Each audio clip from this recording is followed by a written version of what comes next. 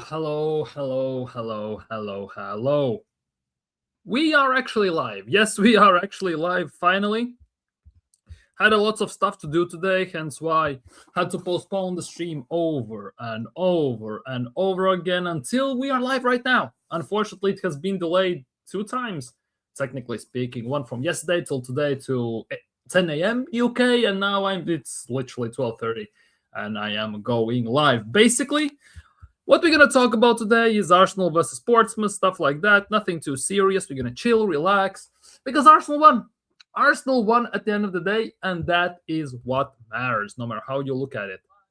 And I don't know even what to make of it. 3 minutes in, Arsenal go 1-0 down. Then Arsenal score 4 unanswered goals. Owen Goles is back at it again. Owen Goles scores some few more goals. Martinelli is in a hat-trick, which is actually quite unexpected to a certain degree, because I didn't expect Martinelli to have such an performance. But overall, it was actually nice to see Martinelli being in good spirits in good instances and actually doing the job. Let's just put it that way. He scored 2 corners, which is very uncharacteristic, because when you look at Martinelli, you kind of don't expect for a player of his stature to basically be the man. From set pieces, with the jump, with the height, with everything that's going around. So it was quite unique. It was quite unexpected, and it actually was nice to see how that developed. The question is, can he replicate that into Premier League? Because scoring against Portsmouth, scoring hat-trick on any level, let's be real, it's a great achievement.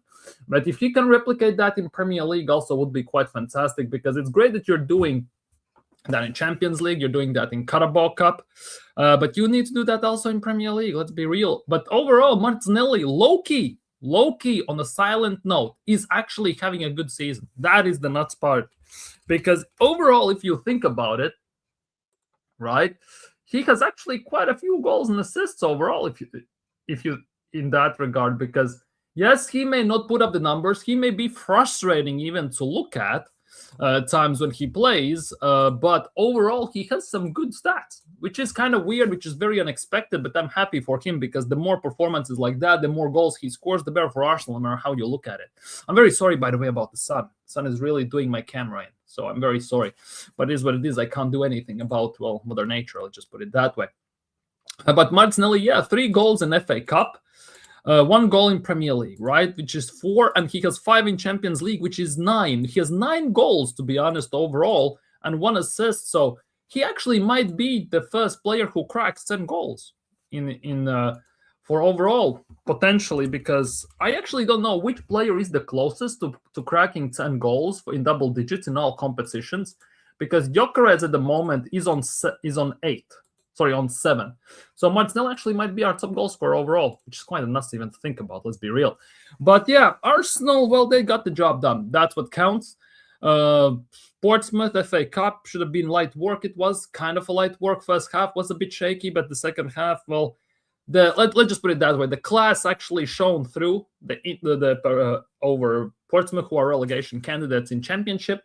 And they couldn't just keep up with us. They genuinely could not keep up with us. Obviously, in 2 days, yes, only in 2 days, we are also playing Chelsea in Carabao Cup semifinals. So we're going to talk about it in a different stream, not today. But for today, in general talk, Arsenal, Martinelli hat-trick, Havertz is back. Yeah, that is also a big thing. Havertz is back. And I think we have come to a point where, obviously, we were talking about this throughout the season, that when Gyökeres was our only striker, whilst Jesus and Havertz were injured, that once they come back, Gyökeres is not going to be number 1. And I think it's going to be the case. Gyökeres is not going to be number 1. But I'm not saying he's going to be number 3 option as well, by the way. I genuinely believe that we're going to rotate our strikers as we please to a certain degree, depending on the opposition. The more we have these players, the more we're going to rotate in that regard. And obviously, it's nice having versatility up top and everything. Jesus' pass from the only open play goal we scored for Martinelli when he scored a second goal, that was actually one of the best goals Arsenal have scored this season overall, which is very, very uncharacteristic. I never thought I would expect this at the same time. Yes, Jesus wasn't great. I'm not going to lie. Jesus was not great yesterday, but when it counted, he got the job done. He genuinely got the job done. He got the assist. He got us over the line. we actually did more convincingly against Portsmouth than we did against Port Vale, and all these teams we did in Carabao Cup. So I'm not gonna say I'm very pleased with the performance, but I'm satisfied. It's good. We got the job done. Today is the draw. Yeah, today is the draw. So if we're gonna find out who we are going to face in the next round. There are lots of candidates we can face. Obviously today as well, Liverpool play against Barnsley, if I'm not mistaken. So it's gonna be interesting to see how Liverpool fare against Barnsley. But FA Cup for Arsenal in general, it was nothing special. We got the job done. No questions asked. We move forwards. We're gonna do our thing. But yeah.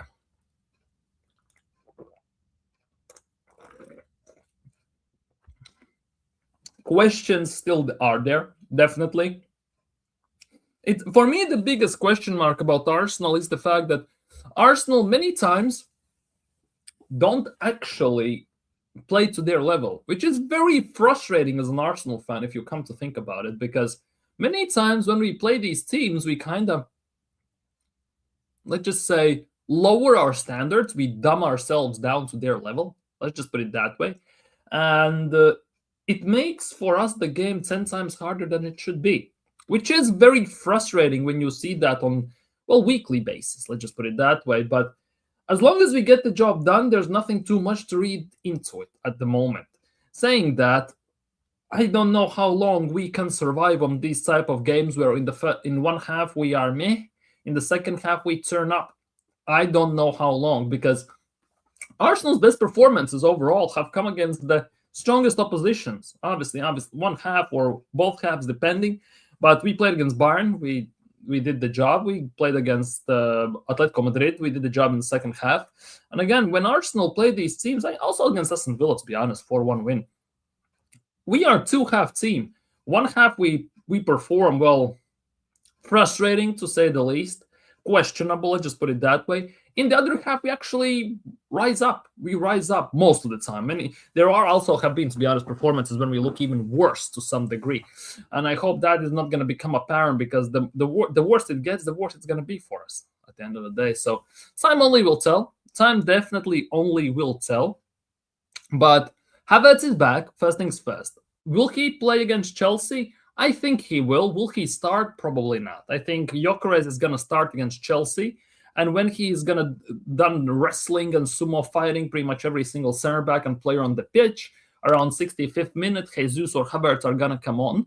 A bit more technical players, a bit more players with better link-up play to help Arsenal to stretch the game. Let's just put it that way. I think that's going to still be the case. So this striker situation, as much as we talk about these instances where, Gyökeres is not scoring, it's frustrating, he's becoming a bricklayer and all this stuff, even though he doesn't get chances sometimes, it's annoying. He doesn't make the greatest of runs at times, which is also hella frustrating, because somehow, obviously, Martinelli is more a forward than a winger, right? Touchline winger. Even if you look at Havertz and Jesus, they actually tend to make sometimes better runs than Gyökeres, right? At the same time, when Gyökeres actually makes the good runs, we never pass him the ball, which is pissing me off, I'm not gonna lie.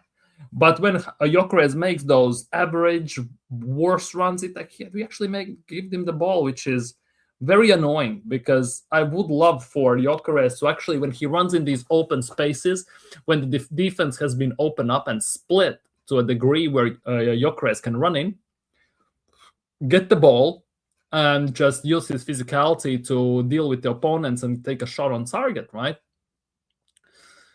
We never do it. We actually never do it, which is actually kind of annoying. I'm not gonna lie, but it is what it is. Big up, trust the process. Big up, trust the process. Good morning, good morning, good morning.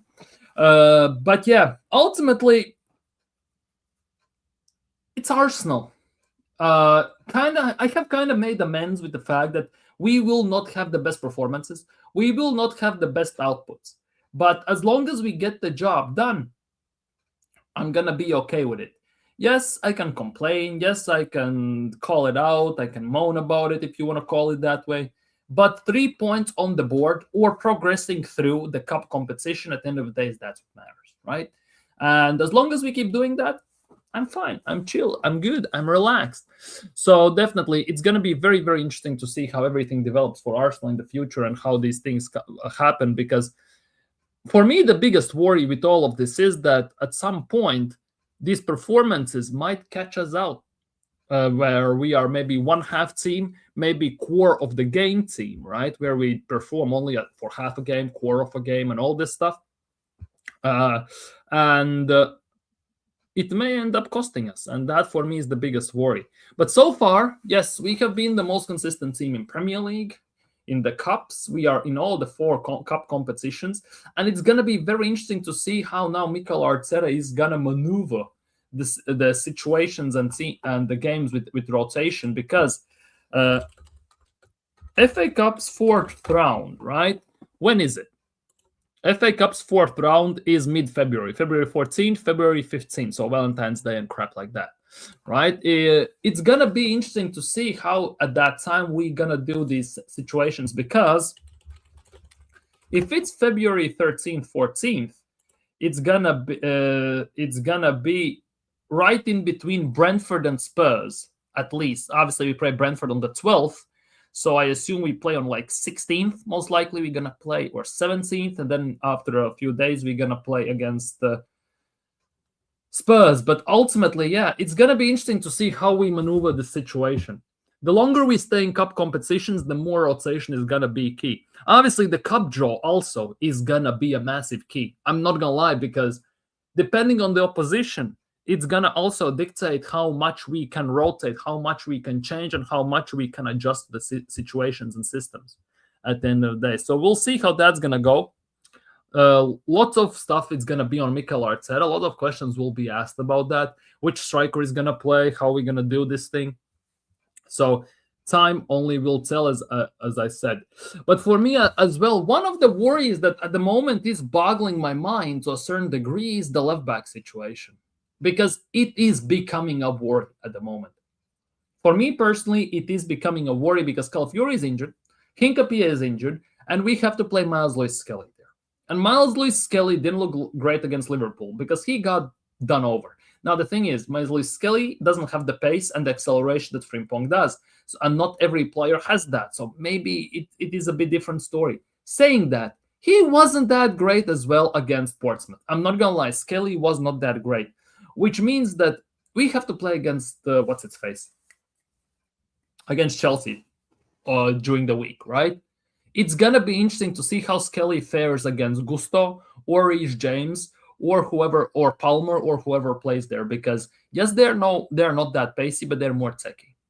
And that left side at the moment is looking again like Arsenal's weak spot. Once again, we are in this talk where left back situation for Arsenal is a massive worry, to say the least, because we had that when we had Zinchenko, and there were interviews, there were articles about this where interviewers were asked about stuff, how you can get at Arsenal, and they said that to target Arsenal's left side. It was simple as that. And now with Calafiori and Hincapie out injured, apparently, with Skelly playing there and looking how vulnerable he is, I would not be surprised if the history starts to repeat itself. And that is a big issue for me. Big issue, because we are slowly, I know there's still 17 games to go, but we are slowly edging towards that crunch time.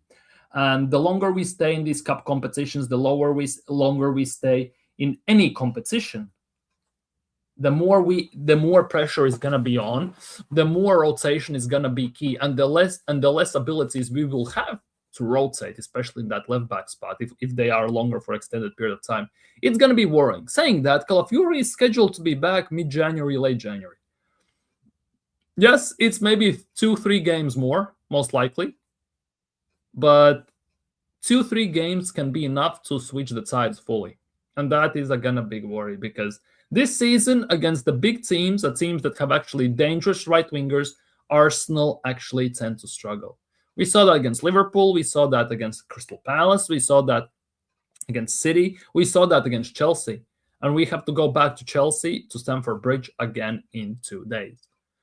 And how Arsenal are going to fare with that, how Mikel Arteta is going to figure out this situation, still remains under big question marks, especially given the task of maybe Declan Rice can try an extra help with cover that, Gabriel or someone like that, because at the moment, Miles Lewis-Skelly is absolute shadow of himself of what he was last year. And at the moment, yeah, obviously it's due to lack of game time. The confidence is shot to bits and everything. He's also not that experienced. It's not looking great at the moment. But the sooner we get some players back from injuries, especially for that left back spot, the better. Because the defense is good for Arsenal, no matter how you look at it. But until we get that left back fully for Arsenal, it's going to be a bit of a worry. Let's just put it that way.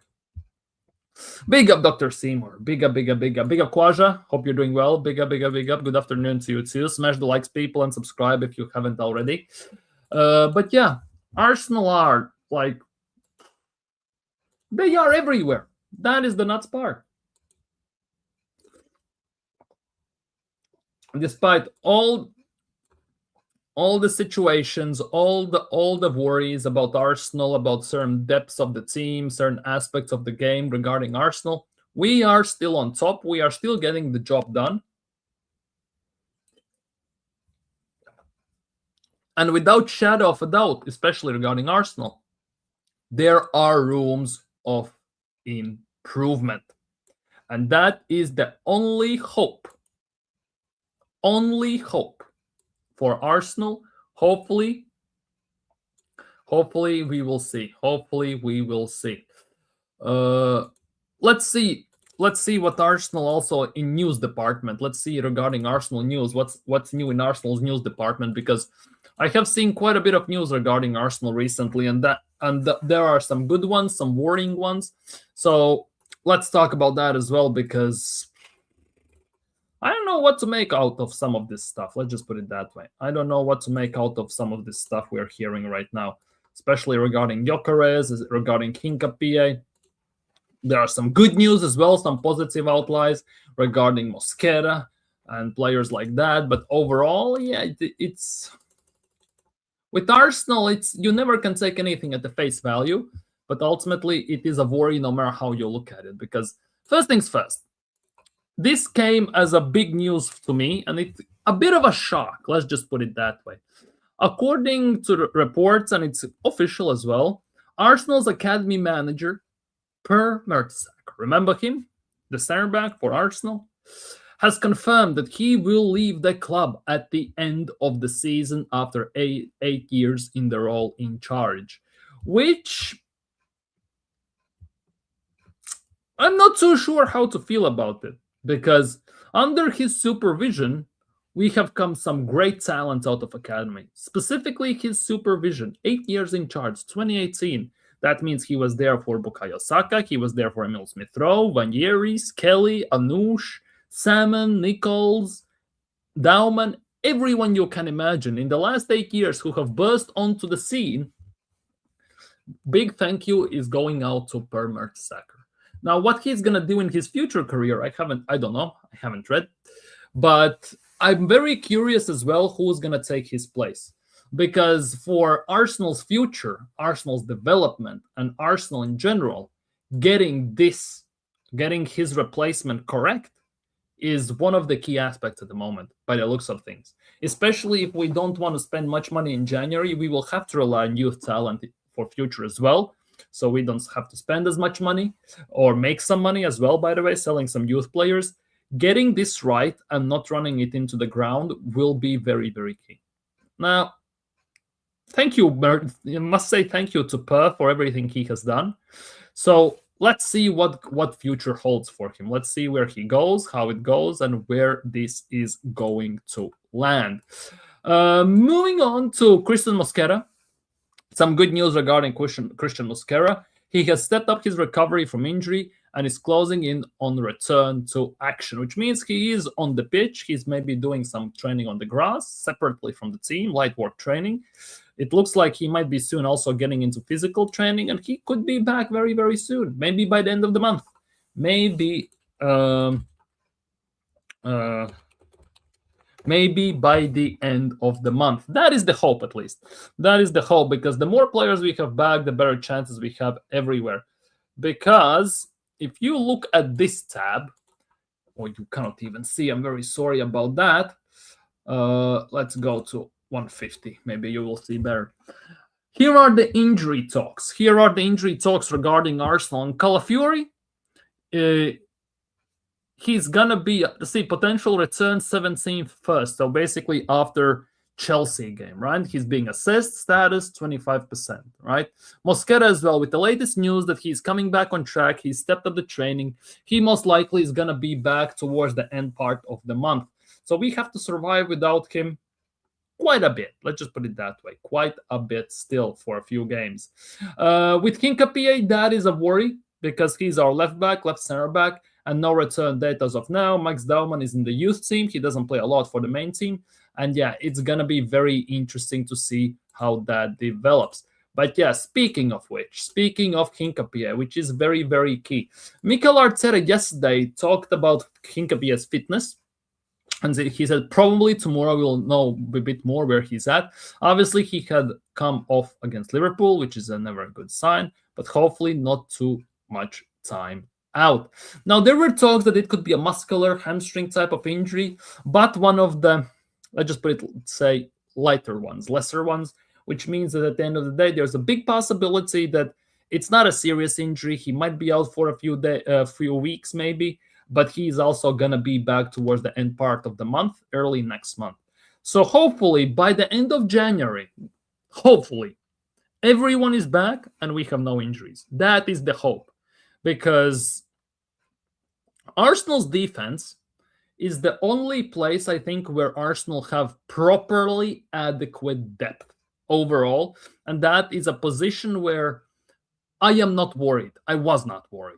With all the injuries that basically annihilated Arsenal's defense with Mosquera, with also Gabriel, Hincapié, Calafiori, Timber, White, depending on the instances. There was a time we had 4 or 5 defenders out at the same time, and we had to play the same players for a few games. It became a worry. But despite all the issues we had the defense due to injuries, we actually managed to maintain the level. Yes, there was a slight drop-off. We all saw that with the goal leaking, some more panic and everything. But at the end of the day, defense withstood the pressure, because with all these injury troubles, specifically defensively, right, we are still on top of the table. We are not conceding much. 1 goal per game, worst case scenario, because we have conceded two goals only on 3 occasions, which is pretty much nothing if you ask me. It's pretty much nothing. Three games where you concede 2 goals. Yes, it has not been the greatest of the teams, though. If you look at that way, if we conceded against Villa, we conceded against Sunderland, and then 3-2 against Bournemouth. But overall, our defense has held its own.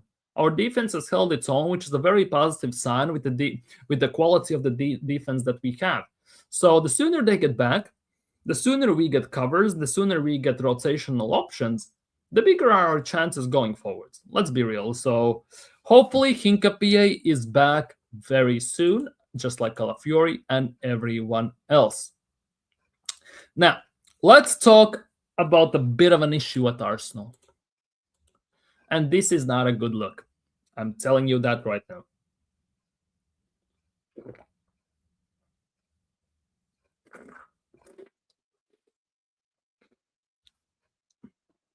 Viktor Gyökeres. Compared to the 33 strikers who have played 500 plus minutes in the Premier League this season.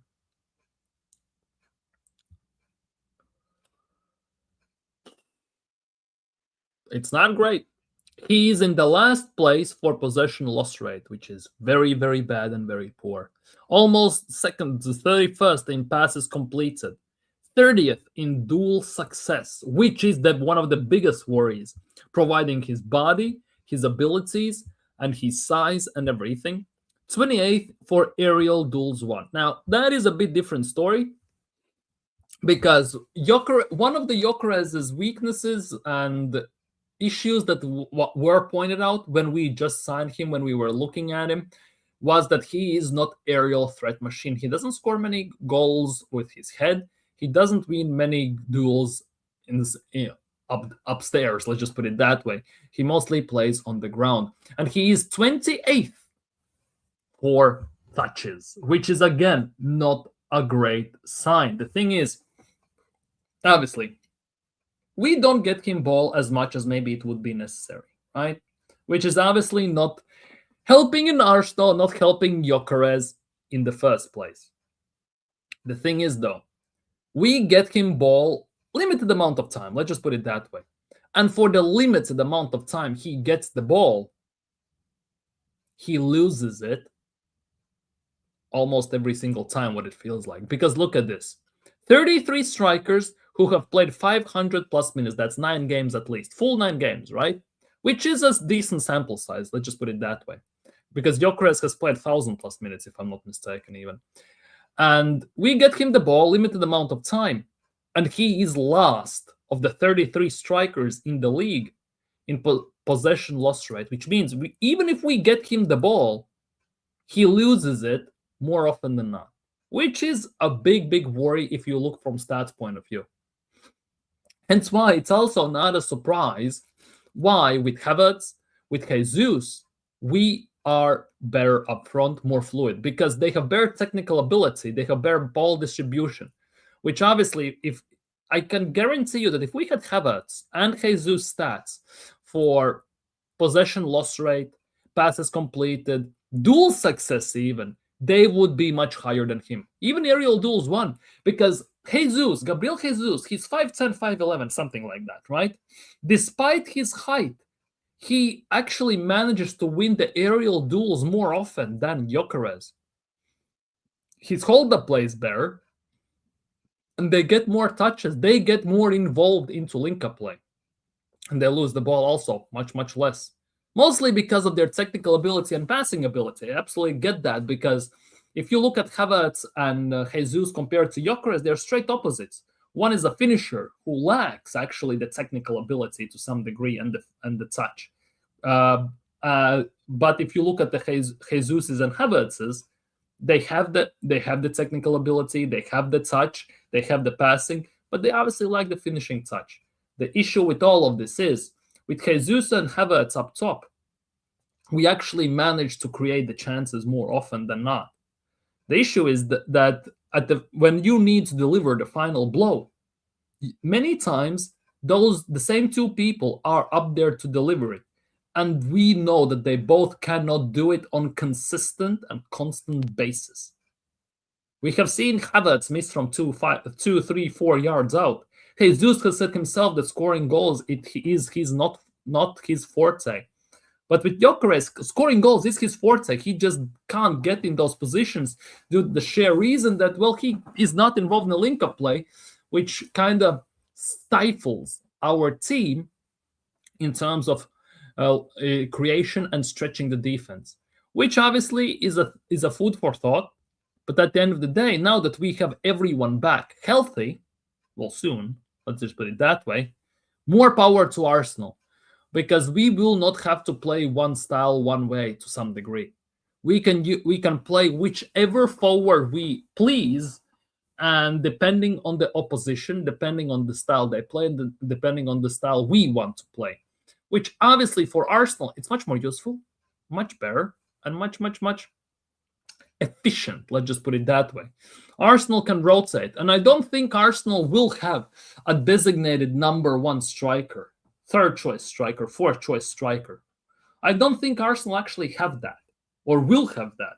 I think Arsenal will have 3 strikers. They will rotate depending on situation, on game, on situation during the game, depending on the circumstances, and fully depending on what we want to do with the ball and how we want to present ourselves during the game. It's starting to feel that way, because I absolutely cannot imagine that with two strikers being back in Havertz and Jesus, that Gyökeres is still going to start. I just cannot see it anymore. I absolutely cannot. Obviously, time only will tell. Genuinely, time only will tell. So we will see what is what, where we go, where we land. So it's a very long and it's a very, very Let's just say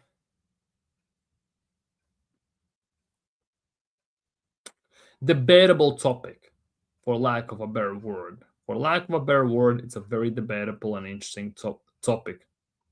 But ultimately, yeah, it's gonna be very, very, very, very, very, very interesting. Also, if we talk about the game we played against Portsmouth, right?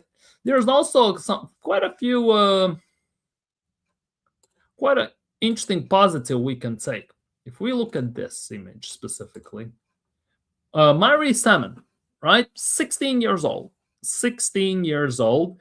He's been at Arsenal from the age of 9. So almost his whole half of his life, right? He debuted in Champions League and FA Cup this season for Arsenal's first team. And he's really it kind of Arsenal in this regard is not over exaggerating. He is a proper youth prospect. He's a future Arsenal defender. He actually put in some decent tackles against Portsmouth, right? And he is having arguably one of the best center back partnerships in front of him from which he can learn, which for him, invaluable experience. Definitely is going to help him develop. Definitely is going to help him to grow and get better and better and better and better. And what else can you ask for, to be honest? What else can you ask for in that regard? Because there's no other way you can put it that you cannot ask for better mentorship. You genuinely cannot ask for better mentors up top. If you look at it from that point of view, having these type of defenders in front of you, and you having the ability and chance to even learn from them. It is absolutely fantastic, to say the least. I'm happy for the guy. I really hope he stays for Arsenal for a really long time, because Arsenal's youth prospects in recent times have been sublime. Think about it. Mayeris, Kelly, Dauman, Nichols, Salmon. Maybe Anush is going to come into the team very soon, Sago Jr. or players like that. It is fantastic. We definitely have some proper youth and proper youth prospects and proper youth talent. With proper mentorship and proper coaching and management, could play some big roles for Arsenal in the future. The thing is, how this is going to go. Because lots of their futures, pretty much every single one's future, quite heavily, obviously depends on themselves, but also depends on the manager, how he decides to utilize them. Will he utilize them? And to what degree he's going to use them. And until that is figured out, until everyone understands it, go figure. Genuinely go figure at the end of the day. But yeah, I'm not complaining. Let's just put it that way. I'm not complaining. But so far, Arsenal are doing their thing. First in the league, and we have Carabao Cup next. I'm not worried too much about the Carabao Cup, but the last times how many times? Like 3 years in a row now we haven't won at Stamford Bridge. I think Arsenal have played at Stamford Bridge, right? Because we have drawn 1-1. It was 2-2, 1-1, and 1-1. The last 3 times we played at Stamford Bridge, which for Arsenal it's more power to Arsenal, because we tend to beat them at home, right? We tend to beat Chelsea at home, which obviously is very good for Arsenal, and yada, yada, yada. The away games could be a bit tricky, because the last times we have played away at Chelsea, right? 1-1, 1-1, 2-2. 4 years ago, we won 1-0. That was the last time we won at Stamford Bridge. We're going to talk about this tomorrow, I think, most likely more. Right? But in the cup competitions, not cup competitions, at home, we actually fare good against them. 3-1, 5-0, and 1-0. So at home, we tend to step up and we tend to basically secure our ground. We tend to secure and be very strong. The biggest question mark for me at the moment in both of these games, it's actually not Arsenal themselves. It's actually not Chelsea themselves. It's not Mikel Arteta, ironically enough. It's their new manager. Exactly. It sounds very weird, but it's the Chelsea's new manager.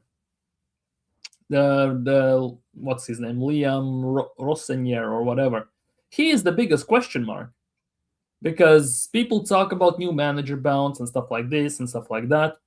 But how it's gonna go, where it's gonna go, how he's gonna fare against Mikel Arteta, will he actually play some proper football? Will he figure out Mikel Arteta? It's gonna be on the paper. It's straight up gonna be on the paper. Like, it's gonna be interesting to see how Mikel Arteta adapts against a manager he has never faced in his life. Same as Rossinier, he has never faced Arteta in his life as a manager. So it's going to be very interesting to see how this situation is going to go, because in Premier League, most of the teams have the same manager and they have faced Arsenal and Arteta for years, and Arsenal and vice versa, right? And now looking at this, how it's going to go, it's going to be very interesting to see. It's going to be very, very interesting to see, to say the least. But yeah, for me, for today, a short type of a stream, half an hour, a bit more. I'm going to end it here. So thank you guys so much for watching. Smash the like if you haven't already. Subscribe if you're new. Hopefully I'm going live this evening. We will see. Hopefully I'm going live this evening. But yeah, for now, I am signing off. Peace.